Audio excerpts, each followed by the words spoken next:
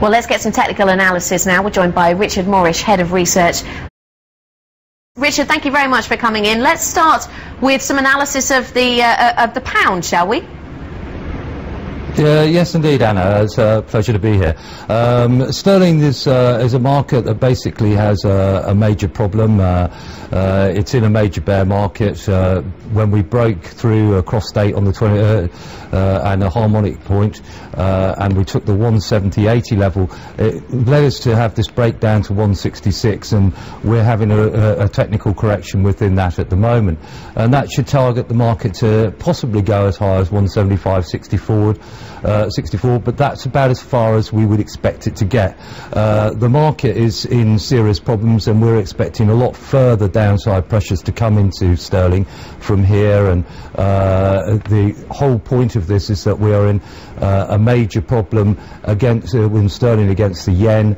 The euro, by the way, isn't even out of the woods yet either. It's got the potential to go down to around 119, and sterling has got the chance to go down to 135, and this is why we brought along a slightly longer term chart which shows you what the impact of a fractured credit market was back in 81 to 84, and as you can see, we indicated on the chart with a little red arrow where we think we are roughly in the process at the moment.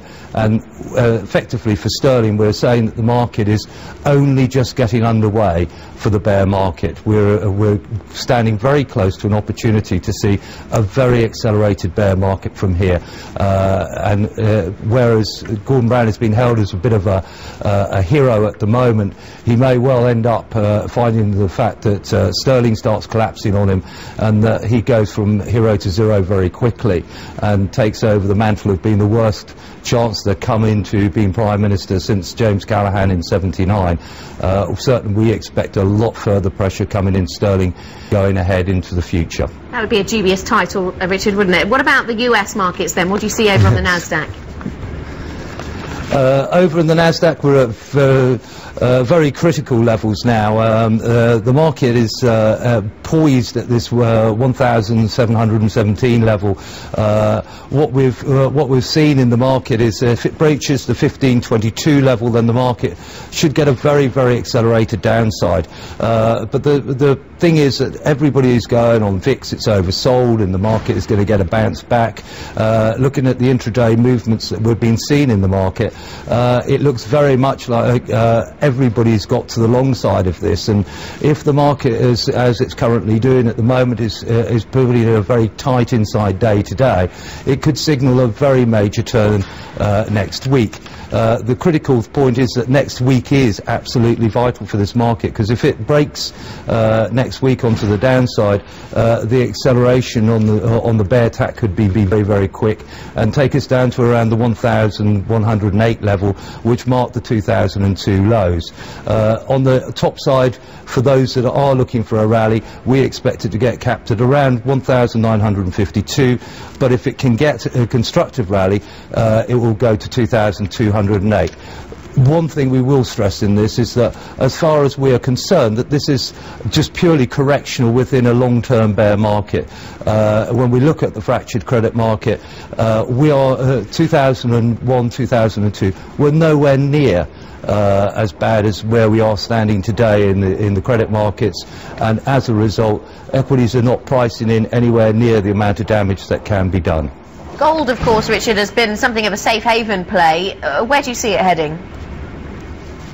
Yeah, again, this is a very interesting market, because what we're in at the moment, we're in a consolidation phase. It's replicating rather similar patterning to the 2005, where we had the extreme extension high and then we did the big correction back.